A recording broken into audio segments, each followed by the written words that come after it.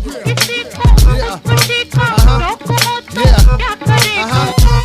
she said, then I'm mad. If this here rocks to y'all, then you mad.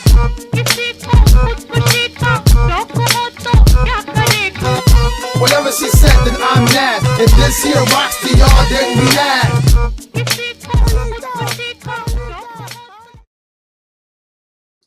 Hey, what up, G team? It is Major G, and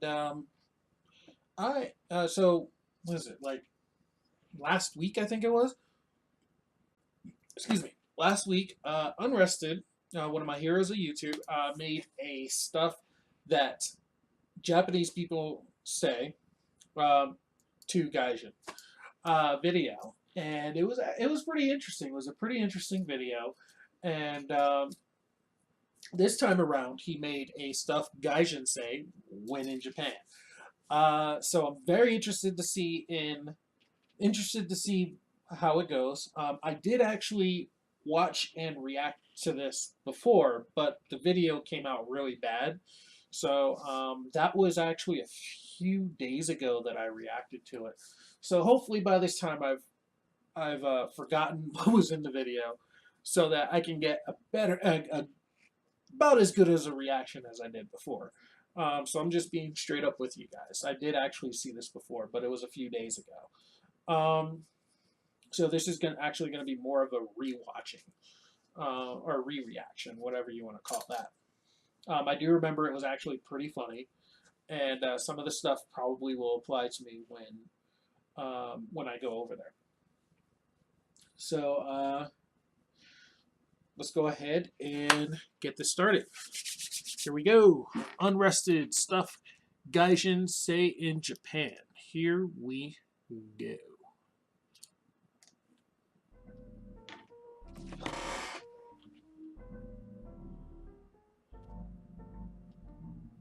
This cool building.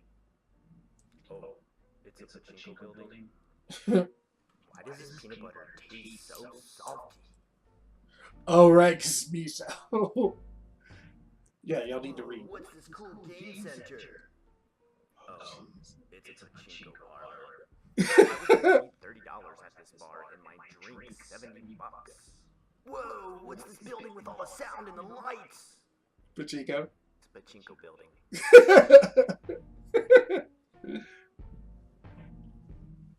Why does this donut have mustard in it? Why does this milk have pineapple in it? Why does my Pepsi taste like cucumbers? Why does my Kit Kat taste like vegetables? Why is the milk I bought yogurt? Why is my juice jelly in a pouch? I'm not an astronaut. Why is this pizza so small and expensive? I ordered an extra large. Why is this watermelon $30? Oh my god, Why are people. those strawberries $50? Why is that box of grapes $100? Why is rice more expensive in Japan? If that's the case, I don't understand that either. Wow, I left my bag on the train and nobody stole it. Wow, people pay money just to talk to women? Wow, I left my That bag happens and here, I think. umbrella on the train and nobody stole it? Wow, there's an entire genre of porn where people just brush their teeth? Wow, I left You shouldn't my be bag, surprised about umbrella that. and cell phone on the train and nobody stole it. Oh, in his city. I don't remember. That sour man just passed out on the street while wearing a nice ass Rolex. If that happened in Miami, Florida, he'd be lucky to wake up with that watch on. Yo, if that happened in Queens, New York, he'd be lucky to wake up with his shirt and his pants and that Rolex on. Yo, if he woke up in LA like that, he'd just be lucky to wake up.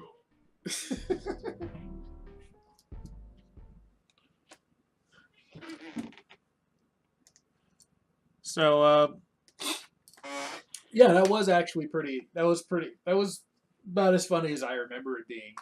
I feel like it was a little bit too short though. It was a good video, but I feel like it was a little short. Like I was wanting more. You left me wanting more, Scott. You left me wanting more, which is the sign of a good video maker. I do like all the editing he's been doing recently. Like he's been just amazing at the editing.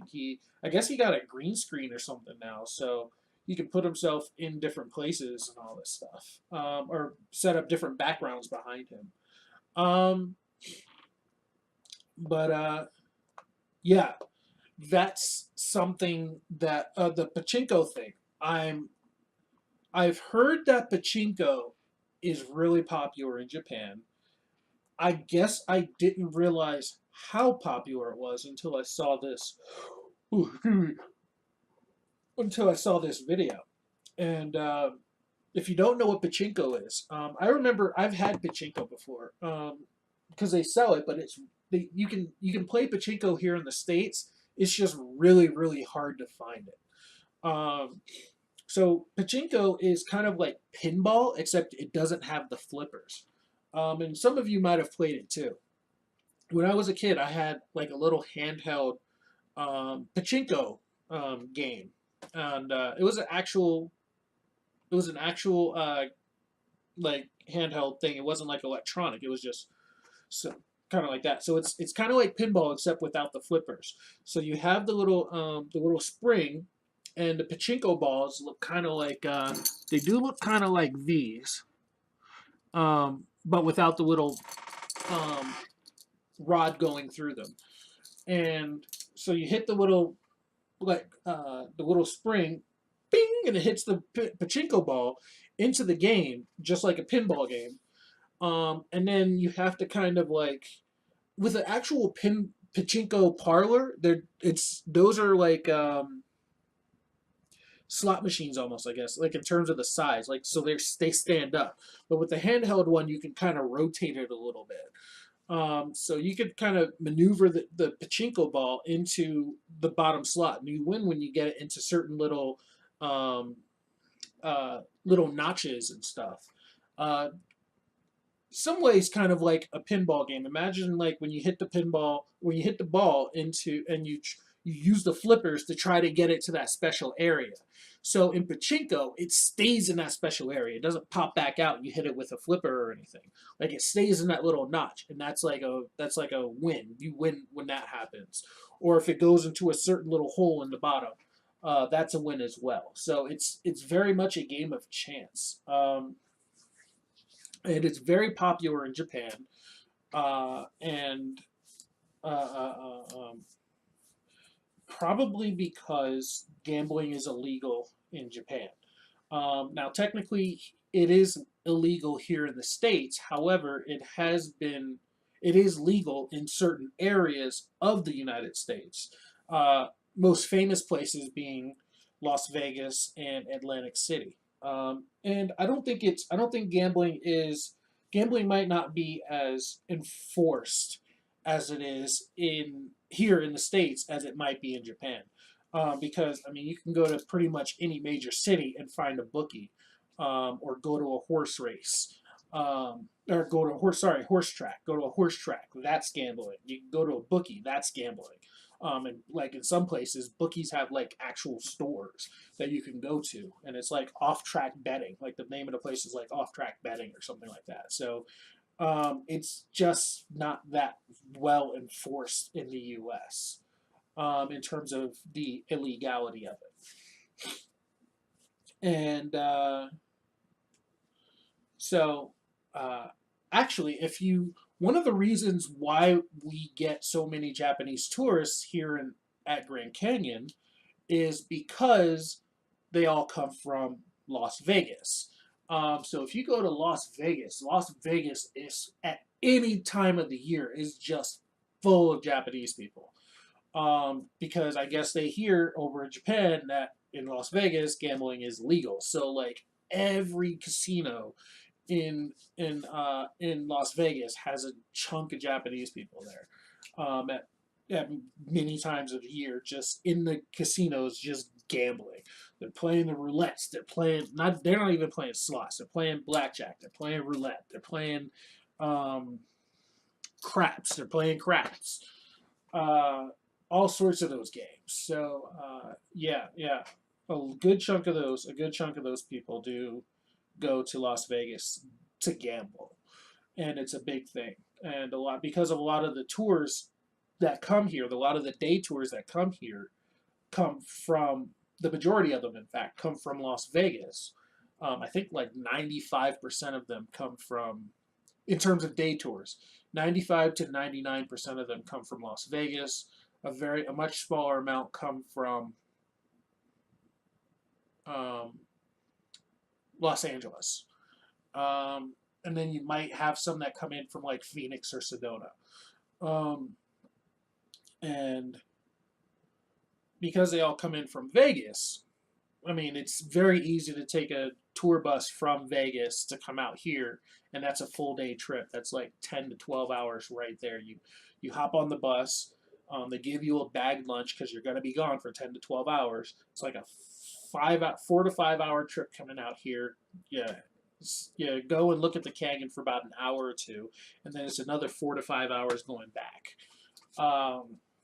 And that depends on how you go. If you just take the bus, it's like 10 to 12 hours. If you fly, it's probably closer to like 4 to 5 hours. But yeah, so Pachinko's very popular here. I'm going to be very disappointed if I go there in March and I can't find a single arcade, because that's one of the things I really want to see is freaking arcades, because we have no... I'm not going to say we don't have arcades in the States, but the arcades are dying. And arcades are one of my favorite places to be. And I want to go and I want to play some Wong on Midnight, maximum tune 4. Is it 4 or 5 right now? It might be 4. So I want to play some Wong on Midnight, maximum tune 4. I want to play the brand new Initial D. I want to play the new Street Fighters. The reason I don't play the new Street Fighters is because we don't have them in arcades here. Reason I haven't played the new I don't really play the new Marvel vs. Capcom games because we don't have them on arcade here. So I basically gave up on fighting games because we don't have fighting games, and we don't have arcades in the States.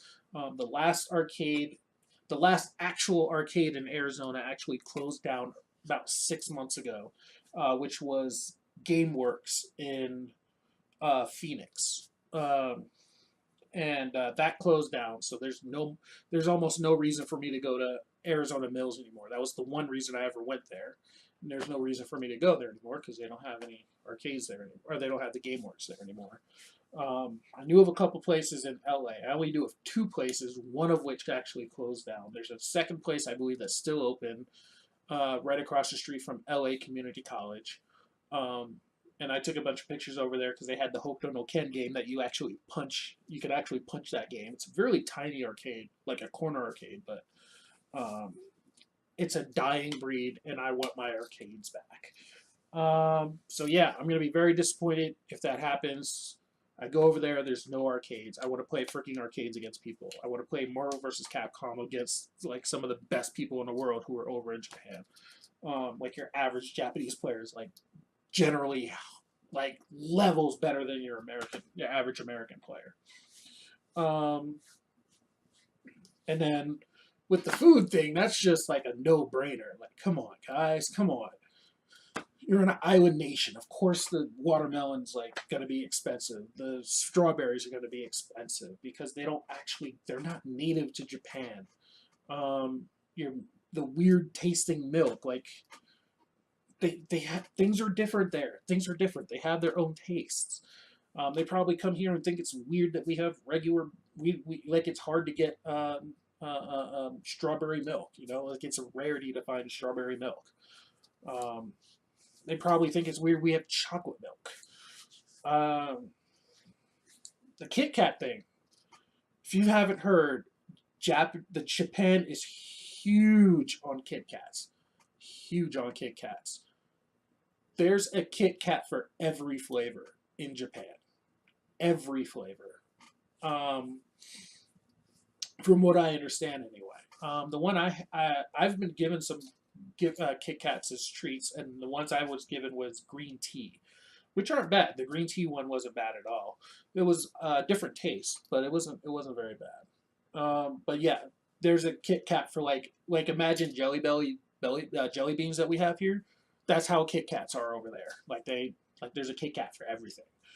And then yeah, so I will be surprised when I go over there and the pizzas are extra small. So, because pizza is not a Japanese thing, so I would almost expect if I say the extra large, it would be at least close to a large or something. Because portions are definitely smaller over there. but you know, things are different. So I would. That's why you have to ask these things first. Like if I went there, I was like, "What size is an extra large pizza?" Oh, it's got what do you call it? It's got a 20 centimeter diameter. Wow. Okay, that's pretty small. Okay. Now I know, and knowing is half the battle. So yeah. So, what did you think of his video? Did you think it was funny? Was it informative? Um, I mean, I found most of that stuff.